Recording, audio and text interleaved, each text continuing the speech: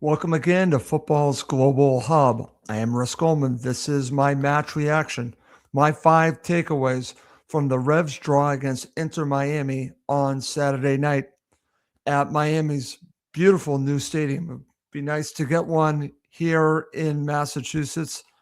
Let's see if it happens in Everett. I still have my doubts, but hopefully it will happen because you can see that's a beautiful stadium. It would be nice to have one here. And getting a draw on the road to the defending champions is a very good result. And I'll be going through that in my 5 takeaways, which I'll be doing probably for the next 15 to 20 minutes. And I continue to do these shows. I will have other post match shows, but this is a match reaction. It's just simply 5 takeaways from this draw, which in some ways feels like a victory. I know it's not, but it does have that feel to it. And that's what happens when you're playing a team like Inter Miami with Lionel Messi and you find a way on the road to get a point. Feels like a victory. It's not, but it feels that way. I also want to mention that if you are not subscribing yet to our YouTube channel, please do it at Football Global Hub, youtube.com/at Football's Global Hub. There's a Goldman for you. And anyone new to the show will know that a Goldman is a mistake, and I make several of them during the show. So I'll just say it one more time. It's youtube.com/at Football's Global Hub. If you want to subscribe on YouTube, doesn't cost you anything, but it just lets you know when we're going live, when I'm going live. And I'll also have other guests joining me as well. So let's get to my opening thoughts. And going into it, you're playing against, like I said, the defending champion, Lionel Messi, Luis Suarez, and some extremely talented players to a venue that they've not gotten a victory in yet. So there's a lot of pressure there. There are expectations going into the match. It actually felt like a playoff game. Atmosphere. That's what was crazy about this. So for me, it was going to be a tough task, but it would also show me something if they could get something out of it. Dare I say, win it? Because I know the expectations going into it were probably fairly low going to that venue in these circumstances. Now, I know the counter argument that I've already heard on other podcasts is that Inter Miami is not firing on all cylinders yet. They're not playing that great. They still have Lionel Messi, still have all that talent. So for me, getting anything is an accomplishment. It totally is. So I think that's the one thing that you want, most importantly, take out of it is that it shows growth. It shows where this club is headed. Now, there are going to be those people, and I am going to be introducing a new segment called Yeah, But Russ, meaning, well, it's good. Yeah, but, the negatives that go along with it, that Inter Miami are not playing well, and there are other teams better in the conference and all this, and maybe it's a false place in the standings right now. It is what it is. As a co-host of a different show would say to me, the table doesn't lie. And the Revs, I believe, are fourth right now. And table doesn't lie. That's where they deserve to be. In fact, I would argue that they should be higher, and they also have a game in hand. So keep that in mind. The Revs are playing very well. It's a process, a culture-building process that is going to take time. But watching a match against a team with Lionel Messi and being able to not stop, but frustrate, make it difficult on this team was extremely encouraging. And I'll get to the style of play at the end of my 5 takeaways. But I wanted to say off the bat, Marko Mitrovic set the Revs up the way that I would have. And it worked extremely well to the point where the Revs actually had a chance to win it in the very end with a chance from Brooklyn Reigns. Just think about that. 2-on-1, and the Revs almost won this match, which would have been a shock to the system to many. But if you watch the entire match, it wouldn't have been a shock because the Revs played very well. Not good, very well against the opponent on the road. All that should be taken into consideration. Yes, the 1-1 draw feels like a victory. It certainly does. Did Inter Miami probably deserve a goal that was called offside? Yeah, I can make that argument, but we'll go back to these calls even out throughout a season. How about the game in Atlanta with Yusuf? Come on. Yes, you can make the argument. The yeah buts can have that argument, but I will tell you that the calls do even out throughout the season, and the Revs played well enough to get a point, dare I say, win the match. So that to me are my opening thoughts. A lot of encouraging things coming out of this match in a 1-1 draw that feels like a victory. So let's get to my 5 takeaways. Let's start with number 5. And I'm sure people saw this. If you saw on X, I tweeted this out. I'm not a fan of this player whatsoever. So here's my number 5. Luis Suarez of Inter Miami tried to steal the match with cheating. Not once, but twice. I consider diving cheating. And it was 2 attempts. Thankfully, the ref did not fall for it on either occasion. I've seen this time and time again. Refs get conned into this. A player goes down, and just watch the replay. It is full out cheating from Luis Suarez. And I call him the biter and the cheater because that's who he is. So that would have been a shame if this guy got what he was looking for, because all that was you could say he's doing it for his team. And I would counter that by saying, well, this guy's a cheater. This guy's a cheater. That's what he is. He's done it his entire career. This is not a 1 or 2 time thing with Luis Suarez. I'm not a fan, as you could tell. The people will tell me, well, what a great goal scorer he was at Liverpool and where else he was. That can be true. Doesn't mean that I have respect for this player. I have zero respect for Luis Suarez. Zero. So the fact that a cheater tried to steal a match away from the Revs, I'm going to call it out. That's why that's my number 5 takeaway. Number 4, it's not a bad thing having Matt Turner helping you get a point from the match. Now, I'm listening to podcasts. I want to give a big shout out to Revolution Recap. I listen to every episode. Do a phenomenal job. Just a great show. So just a shout out to them. And obviously there's a lot of talk about Matt Turner, his contract situation, the fact that he's on loan, what do the Revs do? And it's a very warranted discussion because Matt Turner is playing fairly well. Do you pick up an option? Do you let him go back? Could it curtail the Revs season? That's all in play. And I will talk about that as we get closer and closer to the World Cup, because the Revs do have a decision to make when it comes to Matt Turner. They absolutely do. And I would be leaning towards keeping him and basically taking up the option on that. I would be leaning that way, but we'll have to see how everything else plays out as we get closer. But the one thing that is very noticeable is Matt Turner making key save after key save. Is he making saves that lead to a goal? Yes, but these are situations that every goalkeeper are going to have, but he had to make the save first. And these are difficult saves. The one here that led to the goal was a very good save, and it just happened to go to the right person. It goes in the back of the net. These things happen. But he was making save after save and kept the Revolution in the match and gave him a chance to take something from it and at times maybe win it. So it's not a bad thing. It's actually a very good thing to have a goalkeeper being able to do this. So for those who are looking for to say it's a weakness, I say no, it's not a weakness. The Revolution are growing as a team. Defensively, they will be growing as a team.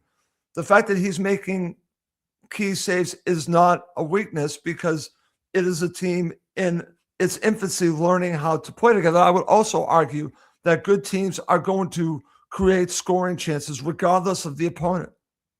Regardless if it was the Revs, if it was Nashville, if it was Chicago, Inter Miami are going to get these opportunities against anyone. So the question is, do you have the goalkeeper to keep you in the match during those periods of time? The Revs do. So if you're going to be one that's going to point out, well, there's a weakness here with the Revs, I disagree with you. I see a defense that's actually been pretty solid. And oh, by the way, missing their best defender right now with Ceballos. He's their best defender, and they're still finding ways to be extremely competitive defensively.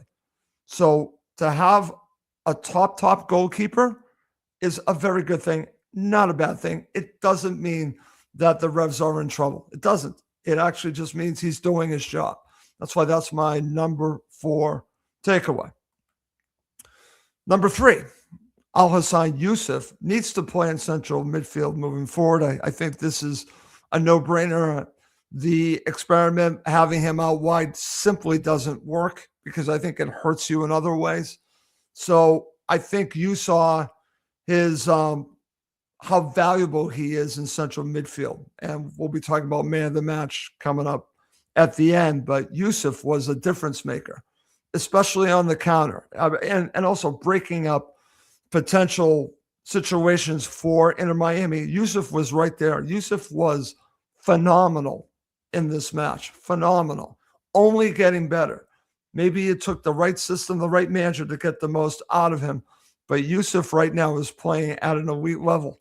Dare I say right now, potentially the Revs player of the season so far. That's how good Al-Hassan Yusuf has been lately. He has been that good. So for me, keep him in central midfield. Brooklyn Reigns is, again, a young player learning his trade with Yusuf. I think that partnership, it's going to take time. Then you throw Matt Polster in there at some point. But I like Yusuf and Reigns together. I do. And I can see the potential that it offers. Do not put him out on left. Regardless of what's going on over there, do not do that. I think it hurts you in other ways. It makes you weaker in central midfield. Keep Yusuf there. That's why that's my number 3 takeaway. Let's go to number 2. The Revs had more than a few chances to score more goals on the counterattack. So the Revs scored a goal from Carlos Heel, and it started off with a situation with Dor Turgeman, and then you have Carlos Heel coming in. They didn't pick him up, and he scores a goal and gave the Revs the lead. But it wasn't just that. The Revs were dangerous a great deal whenever they could get possession, which wasn't often. But I think that was also part of the strategy from Marko Mitrovic, was to make this a counterattacking game, and I thought it worked extremely well. When they were on the counter, you saw 2-on-1s, 3-on-2s. You saw a lot of this. You saw Griffin Yao, unfortunately, needs to practice his shooting because he had a couple of opportunities that he should be at least putting on target that he just skied. Then he had another one that was better later on. Obviously, you have the one at the very end from Brooklyn Reigns, and you have a great shot from Dor Turgeman. I just named you about 5 opportunities to score a goal. You can focus on all the opportunities that Inter Miami had, which was a tremendous amount. Let's just call it what it is. But the Revs' strategy of playing on the counter and giving themselves a chance to score, it worked. They just could not put the ball in the back of the net. But it was effective. So for those who don't think the Revs had a chance to win this match, weren't watching the match. They simply did not see it, or simply are just blinded by stats or blinded by negativity. Why didn't they have more possession? Why didn't the Revs play more on the front foot? I've already heard this, seen this. That's going to lead to my number 1 takeaway.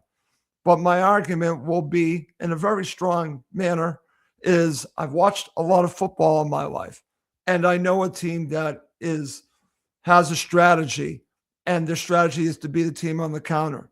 And just that's what the match is going to be. They don't want to have the ball. They want to be able to take the ball away from the opposition when they get their opportunity and go quick and go direct. And you saw that with Matt Turner. Went direct. There's nothing wrong with going direct. What else are you going to do against a team like Inter Miami? Are you going to try to take it to Inter Miami? Is that going to be your plan? Because the Revs would have lost 6-7-0. End of story. You have to find a way that suits the opponent to win. That's why I like Marko Mitrovic so much. And that goes to my number one takeaway. Marko Mitrovic put the Revs in position to succeed. It's only a point. I do this a lot in Cottage Talk when I will have say, did Marco Silva win the coaching battle? And in this case, I'm not really going to focus on the other coach because he actually made some good decisions as well.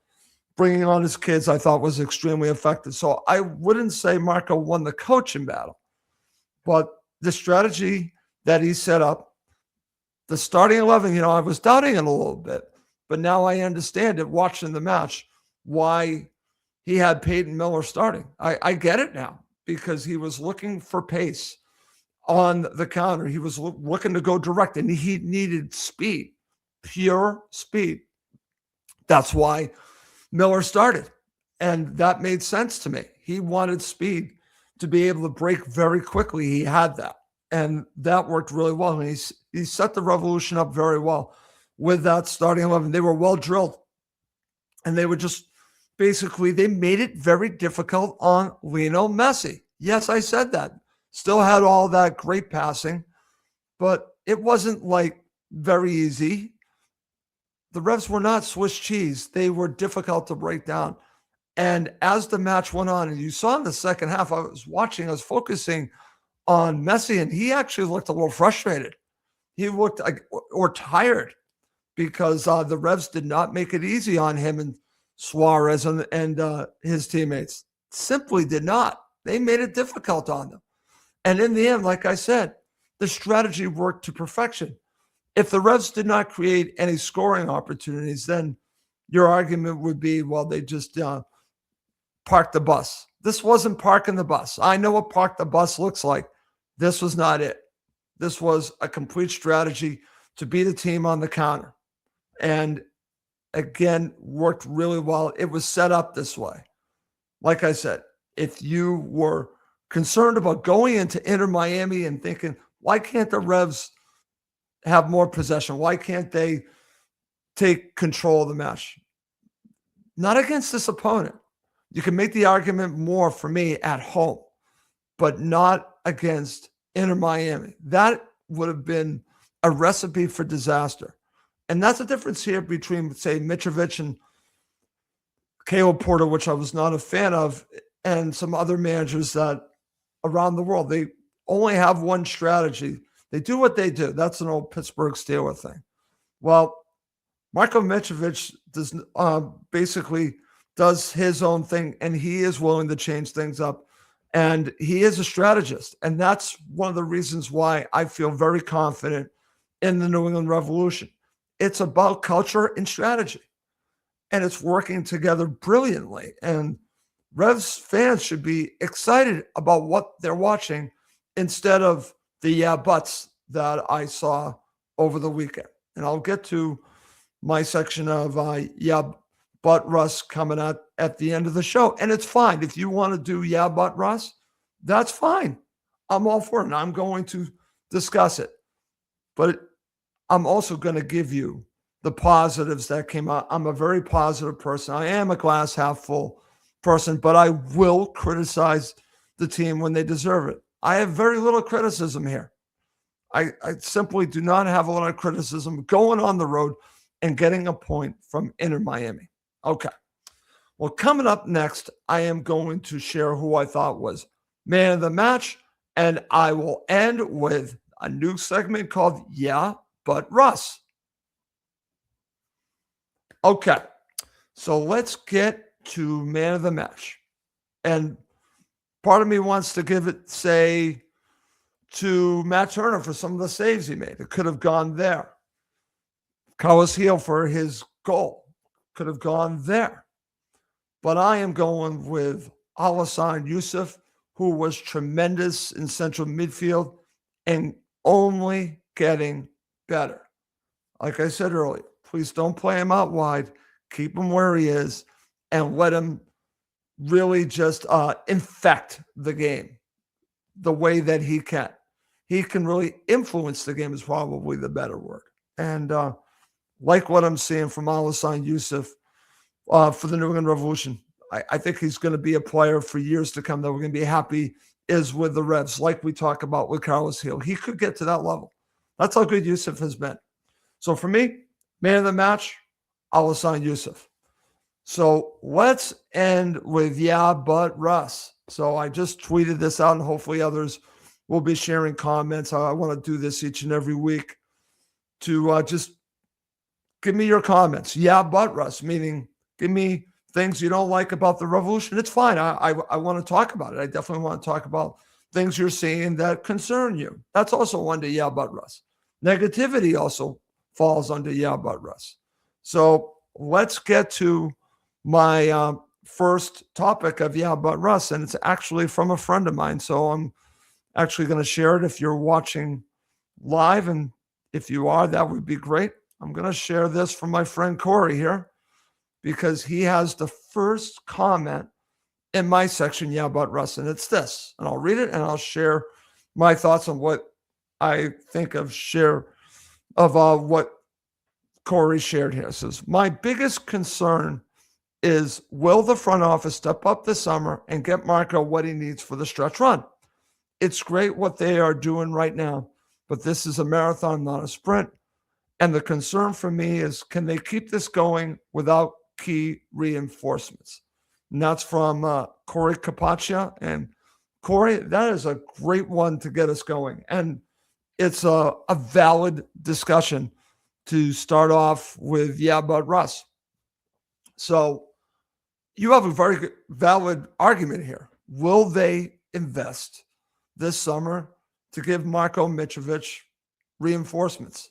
The issue that you are seeing is will be depth. You also have the situation with Matt Turner. What do you do there? So there are big questions this summer for the New England Revolution after the World Cup. And it's funny because I've seen the Revolution years ago make a big move after a World Cup. Will they do it again?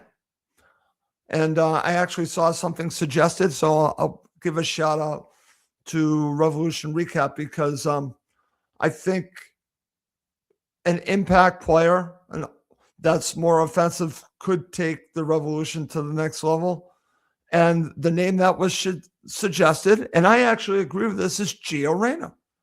And if Gio Reyna is available this summer, the Revs should bring in a player. If it's not him, someone like that. Reyna fits the bill. Reyna, to me, is still a very talented player. And if you get him with Marko Mitrovic, I think he would get the most out of him. He has fallen way down the pecking order wherever he's played in Europe. When he went to Nottingham Forest, did next to nothing. But there's a talented player here. And the World Cup I want to say that whole thing really just screwed up his career. But he's still a very talented player. Can a manager like Marko Mitrovic get the most out of him? So if it's not him, to Corey's point, seeing the situation, especially coming out of this match with injuries, if you are serious about this season and you want to see them push forward, you bring Marko Mitrovic more quality players this summer. Absolutely. But Corey, the counter to you is, have they already invested in Marko Mitrovic? The answer is yes. Now, you might disagree with the players that he brought in, but look at the players that have been brought in. Most of them have played for Marko Mitrovic. So tell me they're not investing or listening to Marko Mitrovic. Of course they are, because they're going and getting the players he wants.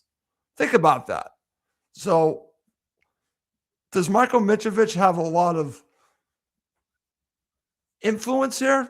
The answer is yes, because look at the Griffith Yao.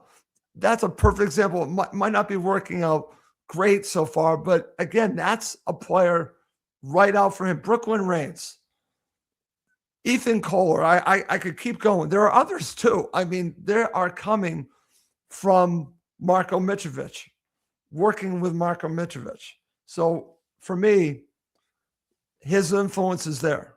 Now, the front office, Corey, I agree with you, need to do something this summer because before the World Cup, there can be a ton of home matches and a chance to really put the Revs in position to do something in the second half of the season.